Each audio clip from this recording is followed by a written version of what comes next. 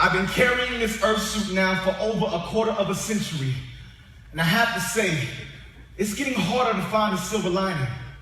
I've been trying to please the master tailor, but it seems as though sin is the very fabric of our lives. This program, called free will, often leaves me on sensory overload. When my flesh gets in the way, my spirit does not compute. I try to walk the straight and narrow, but it's a rough commute. I need a reboot. Trying not to get desensitized and let apathy override, I often avoid watching CNN because I see CNN for needs improvement, and in the midst of it all, I just don't know where to begin. I get sick as I see ISIS make human kebabs out of our fellow Christians, Boko Haram and 147 Kenyans appalled by Nepal, and all the more by Baltimore. I need a reboot. So I started downloading the owner's manual, updating my operating system, and I realized that there was a blueprint. Over 2,000 years ago, the owner encased himself in an earth suit for a third of a century. Jesus, the Alpha and Omega 2.0, he was 100% God and 100% man. He was a God man. He was perfect, completely without spiritual blemish. He checkmated the human experience as a rook just to show that he was the God King, only to better understand and better his plan for us. He was the software fix for a virus called sin. He downgraded his very life for all update. Directly from the owner's manual that reads, "For God so loved the world that he gave his only son, that whosoever will believe in him shall not perish, but have everlasting life." He died to be the invisible ink in a suicide note.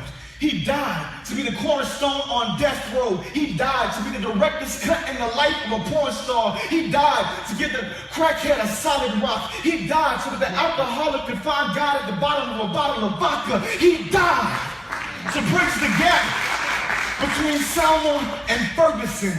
He died to be the leading martyr for all slaughtered Christians, leading them into heaven where glory awaits them. And 3 days after he died, he arose again to sit on the right hand of God the Father Almighty, where he direct connects for us as the ultimate server. You see, God created the greatest broadband network that ever existed, based purely off of belief. Now where two or more agree in his name, we enter into God's network. His company is made public in churches worldwide, and infinity is his net worth. But if a check clears in the bank of God, you can't afford to be alone, because he's trying to reap the debt of 1 trillion souls, and every one of them is worth trying to save. Yes. I invested in him, and he saved me from myself. He fixed my program. Now, as a hope dealer, I recognize that we live in a worldwide web of problems.